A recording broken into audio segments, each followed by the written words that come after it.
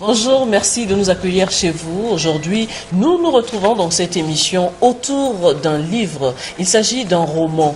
L'auteur est Gérard Yongo. Il est colonel de police, diplômé de l'École internationale de sécurité dans la lutte contre le terrorisme international. Ancien directeur général de la sécurité civile. Bienvenue sur ce plateau. Merci, bonjour. Le livre est intitulé Une nuit blanche, un roman publié aux éditions L'Harmattan Congo.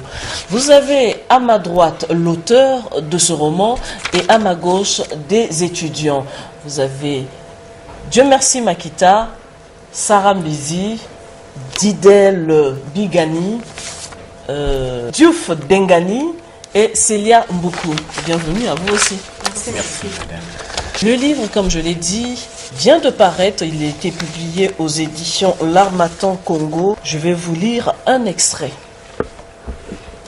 C'est le premier et unique rendez-vous que Mika a eu avec Pierrette ce dernier vendredi soir du 24 novembre 1978. La veille, il s'était accordé pour aller au cinéma. Après plusieurs reports, il n'y avait pas de loisirs. Le cinéma était la seule distraction possible où l'on pouvait se divertir en regardant un bon film.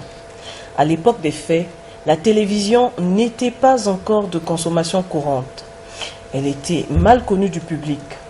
En outre, les prix des téléviseurs n'étaient pas accessibles à toutes les bourses. On avait le choix entre les loisirs spectacles comme le cinéma et le théâtre, les nightclubs et les bars dancing. Les plus célèbres étaient Élysée, Baramungali, Tantine Jackie, Emilex, Ampissa, Makelekele, Bouya Bar et Nganda Feignon à Potopoto, Macedo à Bakongo, la Congolaise Ampila, Montpassi Bar à Wenze, etc. Nous allons tous ensemble plonger dans cet ouvrage. Vous avez, je l'ai dit, à ma gauche des étudiants qui ont lu ce livre. Ils vont nous dire à tour de rôle ce qu'ils ont retenu. Makita. Merci, madame. Dans l'ouvrage Une nuit blanche, il y a une gravitation de l'écriture autour du thème l'arrestation. Et dans cette arrestation, nous trouvons qu'il y a un attachement intime entre Mika et Pierrette. Et nous constatons au cours de cette arrestation, il y a Mika qui prend le risque d'accepter d'être arrêté, d'être embarqué par la milice, certainement au nom de l'amour, et bien qu'il était en règle. Dans le roman Une nuit blanche,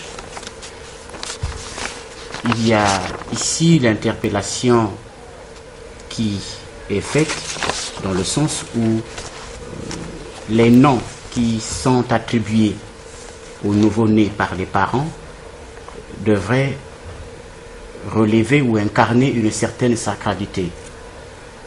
D'un côté, et de l'autre, aussi la jeunesse ne doit pas se permettre de changer de nom de façon arbitraire, des noms qui se prononcent bien ou qui se font entendre agréablement. Alors vous avez retenu l'importance des noms, si j'ai bien compris. Madame. Sarah. Madame, moi ce que j'ai compris du livre, on nous parle d'un jeune homme, Mika, qui crée une relation amoureuse avec Pierrette Tapi. Et bien, comme dans le temps, le milieu propice pour se rencontrer entre copains et copines n'était que le cinéma, les deux vont au cinéma et puis à la fin du film, les deux croisent un groupe de miliciens au cours de route.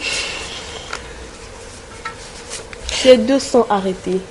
Il est vrai, le roman raconte l'histoire de Mika et Pierrette Tapi, deux élèves, des lycéens, qui sont allés au cinéma. Au sortir du cinéma, ils sont arrêtés par des miliciens. et ils vont passer toute la nuit pratiquement à errer avant d'arriver au poste. Célia, on peut savoir ce que vous avez retenu de ce roman? Ce que j'ai pu retenir du roman, c'est que dans la vie, il faut savoir faire la part des choses, ce que l'on désire et ce que l'on peut se permettre d'acquérir. Il faut également savoir faire le bien aux autres et il faut prêter attention à certains animaux tels le chien ou le coq. Diouf, vous avez fini? D'accord. Merci Madame Yot. Ce que j'ai retenu du livre, Une nuit blanche, tout simplement l'auteur a voulu rendre hommage à la société des années 80, dans la mesure où les jeunes de certain âge pouvaient aller dans des salles de cinéma pour aller se divertir, que nous ne trouvons plus actuellement. Didel? De ce roman intitulé Une nuit blanche, l'auteur nous relate une relation amoureuse qu'ont passé les deux protagonistes dont nous avons Mika et Pierrette. Oui, un peu comme du Roméo et Juliette, parce que lorsqu'ils sont arrêtés, Mika, qui a sa pièce d'identité, refuse d'abandonner Pierrette. Alors, mais avant d'entrer plus profondément dans ce roman, nous allons demander à l'auteur qui a déjà publié un premier livre, Un gourou apprenti sorcier, il va nous dire, avant c'était un essai, et aujourd'hui, il vient de publier un roman. Pourquoi un roman cette fois-ci? Merci beaucoup. Tout ce que nous faisons, c'est sur la base d'inspiration. J'ai été particulièrement inspiré par cette histoire que j'ai entendue et j'ai pensé que ça valait la peine de la partager avec les lecteurs. C'est ainsi que j'ai écrit donc ce roman qui relate une histoire assez terrible. Parce que lorsque on regarde comment elle finit, il y a de quoi attirer beaucoup de leçons de bon sens. Et donc, j'ai pensé faire de telle sorte qu'en lisant ce roman, que les lecteurs se retrouvent, parce qu'il fait vivre, pour ceux qui ont connu cette époque-là, ils vont donc se rappeler d'un certain nombre de choses. Et pour ceux qui ne l'ont pas connu comme les jeunes qui sont là, eh bien, ça leur permet de savoir comment nous avons vécu il y a quelques années. En même temps aussi, que ce roman permet donc de savoir à peu près comment s'y prendre lorsqu'on est en face d'une situation particulièrement difficile et pour laquelle il va falloir trouver une solution pour s'en sortir. Et je pense qu'il y a beaucoup de leçons de bon sens qui sont donc exprimées, dégagées dans ce livre, qui devrait en principe intéresser, être lu et plaire à tout le monde. Dites-nous, vous qui avez connu cette époque où les miliciens patrouillaient la nuit, aviez-vous peur à l'époque? Sortiez-vous souvent la nuit? Bon, en réalité non, on ne sortait pas trop la nuit, mais il arrivait qu'on ait par exemple un petit rendez-vous, et le meilleur endroit pour avoir un petit rocard, comme on disait, c'était d'aller au cinéma. Le cinéma n'était pas qu'un nid de délinquants, mais c'était aussi un lieu d'initiation dans l'amour. La preuve en est que Mika et Pierrette se retrouvent donc au cinéma, et c'est là que Mika apprend à embrasser les femmes. Et il regarde ce qui se passe à travers le film, et voit ce que font les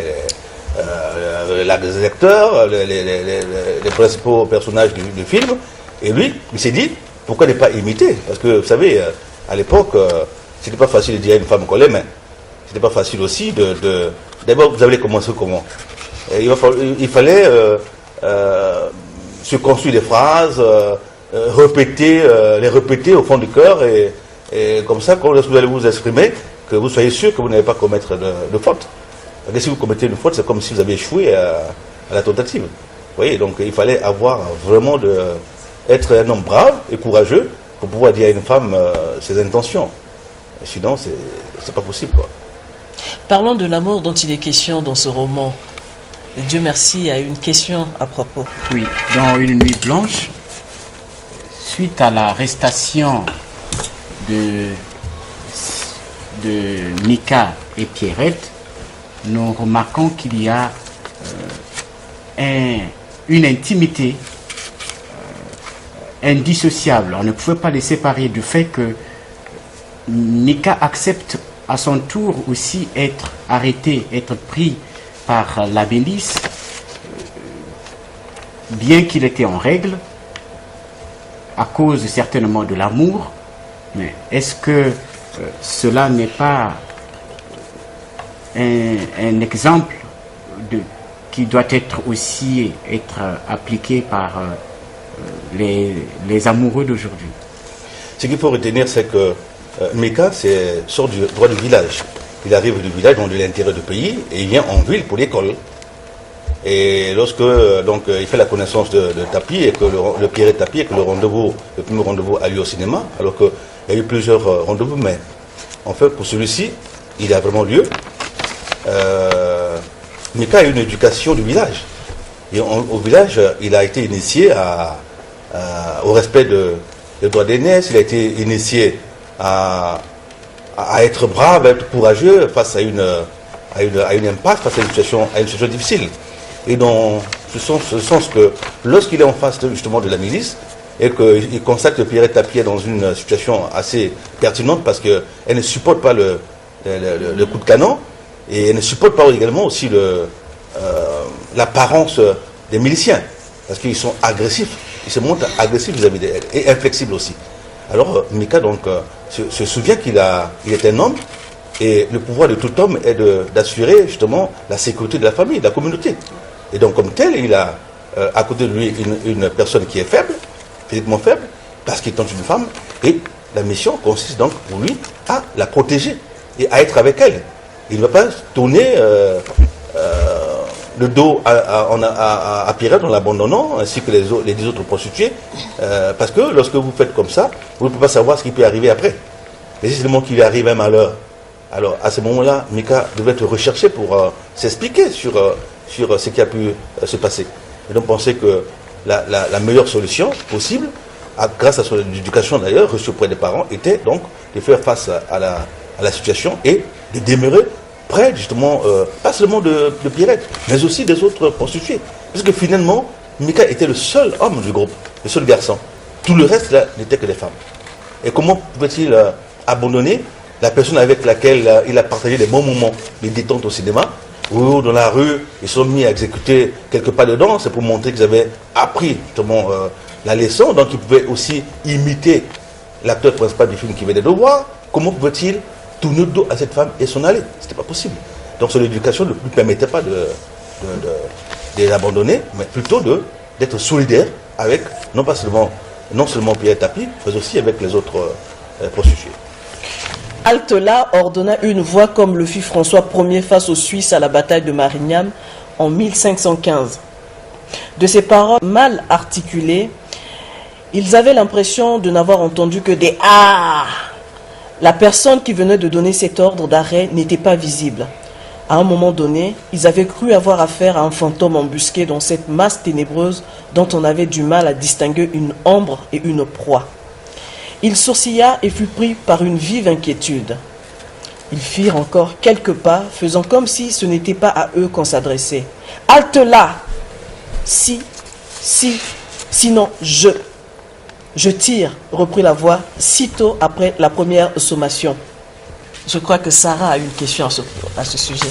Oui. Dans ce roman, Une nuit blanche, Mika détient sa pièce d'identité. Mais généralement, lorsqu'un homme a déjà sa carte d'identité, n'est-il pas possible de protéger sa femme? Le principe est celui-là. En principe, l'homme, si vous voulez, donne une certaine couverture à la femme lorsqu'ils sont dans la rue, n'est-ce pas? Parce que la femme, on peut la retrouver, on peut l'identifier à travers l'homme. Mais dans la mesure où vous avez affaire à des gens qui sont, si vous voulez, conduits par des missions de la révolution du parti. Le parti État à cette époque-là. Donc ils sont, si vous voulez, bornés. Que vous ayez une carte ou pas, d'ailleurs, ils n'avaient même pas le temps de lire le contenu de votre carte. Et la question pour eux n'était pas de savoir quelle est la personne qui était dans la photo, dans la carte. Vous voyez? Donc déjà, quand vous heurtez déjà à cette sensibilité, à ce phénomène-là, où la personne ne vous accorde pas trop d'importance, et il commence à vociférer. avant même d'avoir demandé ce qu'il voudrait connaître de vous, le dialogue devient difficile. Et à ce moment-là, quand vous lui dites, écoutez, parce que Mika a essayé, il dit, mais nous sommes des élèves, nous sortons là de... Il n'a même pas laissé à Mika le temps de terminer sa phrase. Il a commencé à dire, puisque tu parles trop, et tu veux trop t'expliquer, surtout lorsqu'il a dit, s'il vous plaît, il dit, ah bon, mais ça va plaire à qui? À moi, là. Donc, il ne sait pas comment il avait compris le sens du mot, s'il vous plaît, alors que c'était plutôt, Mika l'a dit, c'était pour marquer en quelque sorte un peu le respect qu'il avait pour ces miliciens en armes. Mais il a plutôt réagi en haussant le temps et en demandant à Mika et à Pierre d'intégrer les rangs. Vous voyez? Mais au départ, il a demandé plutôt à Mika de s'en aller. Il dit, toi tu peux partir parce que tu as la carte, mais la femme, comme elle n'a pas de carte, elle reste. Et Mika dit, mais écoutez, la fille d'autrui, elle est si jeune, mais comment vous la laissez? Je ne vous connais même pas, je ne sais même pas quelle est la direction que vous allez prendre. Écoutez, moi je préfère ne pas partir. Vous dit, bon, puisque tu fais du bruit, tu viens avec le gros français, alors j'intègre les rangs. 1, 2, 1, 2, à gauche, gauche, à droite, droite, en avant, marche, ou non, gauche, 13, 4. C'était terrible. Il y a Duf qui veut intervenir. Toujours de la même perspective, nous voyons deux jeunes lycéens qui sortent d'une salle de cinéma. Et après ça, ils sont arrêtés. Mais si seulement ils sont allés voir un film, c'est qu'en quelque sorte, ils sont libres de leur mouvement. Mais quelque part, ils sont arrêtés. Ne sont-ils pas dans une société, comment dirais-je, une société mal partie? Ce qu'il faut retenir, c'est que d'abord, ces jeunes-là ont une chance extraordinaire. Parce que le jour qu'ils vont au cinéma, c'est le jour où la police n'intervient pas. Parce que la police avait l'habitude justement de se tenir aux abords pour interpeller tout ce qui était irrégulier, qui n'avait pas de carte et tout ça. Et avant d'aller dans la salle de cinéma, il y avait un contrôle qui se faisait à l'entrée.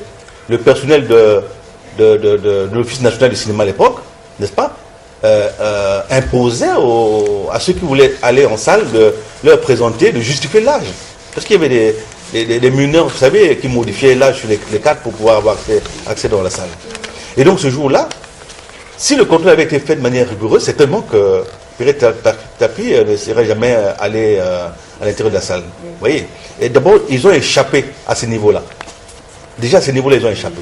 Maintenant, lorsqu'ils arrivent en face des miliciens, alors qu'ils ne s'attendaient pas à trouver les miliciens à cet endroit-là, et lorsque finalement, ils y sont, mais il faut comprendre maintenant pourquoi est-ce que les miliciens ne s'en prenaient qu'aux femmes. Puisque vous savez, dans le groupe, elles sont 10, plus Pierre Tapi qui s'ajoute, ça fait donc 11 femmes. Qu'est-ce qu'ils faisaient de toutes ces femmes-là? C'est plus tard, plus loin, vers la fin du roman, que Mika comprendra alors qu'il y avait autre chose. Vous voyez? Et que donc, le fait de s'acharner sur les femmes, ça cachait plutôt c'était un comportement inavoué. Et on le saura un peu plus loin. Et pour dire que donc finalement, ces mêmes miliciens qui étaient comme ceux qui donnaient les leçons, n'est-ce pas, les donneurs de leçons, étaient ceux qui commettaient un certain nombre d'actes répréhensifs. Pour ceux qui nous suivent, une précision à la page 11, donc tout au début du roman, le romancier Gérard Yongo précise déjà, il parle d'une époque bien précise. Il a cité une date, nous sommes ce dernier vendredi soir du 24 novembre 1978. Donc nous sommes en 1978. Je voudrais savoir, est-ce qu'il y avait une heure précise à laquelle la patrouille commençait sa ronde? C'était le soir. Le soir. À partir de quelle heure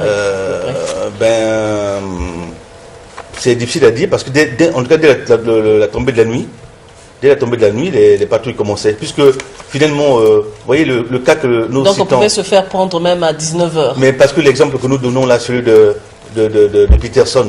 Peterson venait d'avoir un entretien avec son frère aîné sur des questions de famille. Lorsqu'ils ont fini, il a eu juste le temps de l'accompagner, prendre le taxi au bout de la rue. Mais à son retour, alors qu'il était devant le portail, il est interpellé par les miliciens, qui ne lui ont pas laissé la chance, ni de fermer la porte.